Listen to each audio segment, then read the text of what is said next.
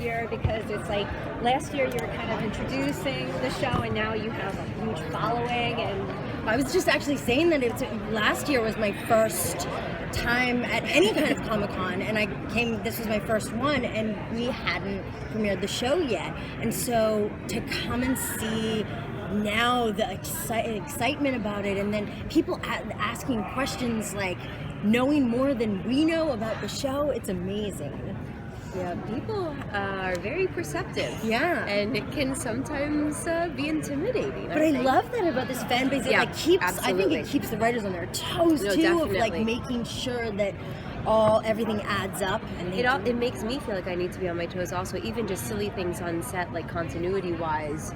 Somebody somewhere will notice little details that are off, and they care. Yeah, and that's flattering and intimidating. Yes. So what's been really fun about the next season and like coming into season 2? Ooh. What can you say? Okay. That's the hard thing, yeah, right? there are a lot of things we have to be tight-lipped about. Well, if I may speak on my behalf, I'm excited. Cassie's really done a big arc. From season 1, the pilot through to the episode, the last episode 13, she had a real shift in character and had hardened because she realized the lengths that she needed to go to accomplish what needed to be done. She's driven that way, and then going forward in season 2, it takes an even further step. And that was a lot of fun to be able to push this same character. I have the same bones, the same skeleton of this person that I started with in 2013, actually, when we shot the pilot. And I get to kind of instill her with all these new experiences that just make her this totally different, more rounded, full person that I really enjoyed playing with. And then we have some incredible guest cast this year that we get to work with that has been a lot of fun. Can you tell us any of the guest cast? Well, I think we spoke about Michael Hogan a bit, and he's been a lot of fun. And Brendan Coyle. Are you excited about that? Yeah. And a few other guests. I don't know who we're allowed to. Who else? I know that those two have been released, so I'm going to leave it there. Yeah. Be safe. Yeah. What did you find most complicating about working on this season?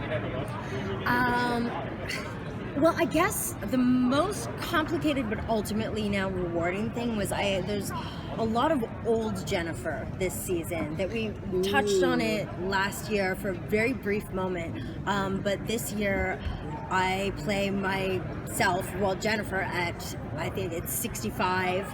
But 65 in the apocalypse, so seriously, that takes its toll. It does, and experience-wise, like you said, you go into the apocalypse, like it changes you. So that has been a big challenge, but also fascinating for me, just I guess as a person in life, because when you put that makeup on, I don't know, it really gave me this weird gift where I felt this total confidence. Like, I don't know, I'm looking forward now to being 65 and not giving a hoot. I just felt this like more relaxed into myself, and especially as Jennifer, like to see Jennifer, what she becomes she's comfortable as a wise older woman who's like lived. So that, and then taking off the makeup, you really appreciate how you look now. You really do. And then you're like, oh.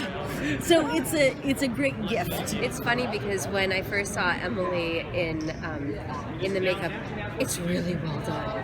I mean, really, really well done. And I just wanted to touch her neck, and she was like, I know. And she was like, I've started wearing more moisturizer. I know. I started going like this because they said most aging happens first in the neck. Up.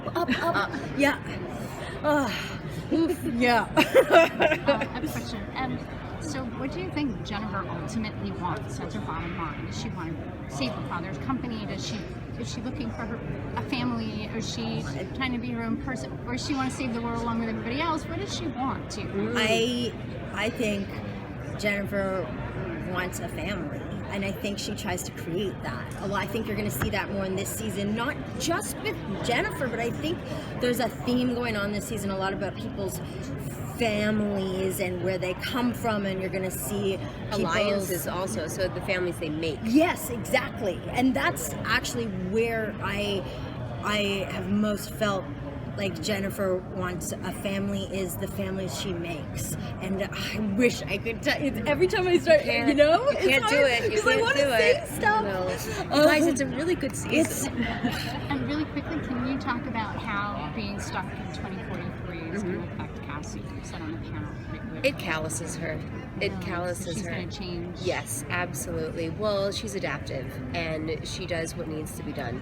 And she started the first season out trying not delicate approaches, but very analytical, thought-through approaches that ultimately didn't work.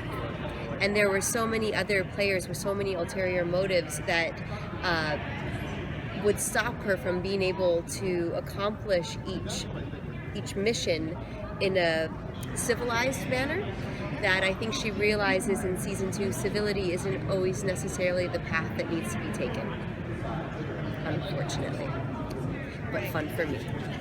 Thank you so much for your Thank you time. very much. Appreciate it. Thank You you. guys take care, all right? Thank you.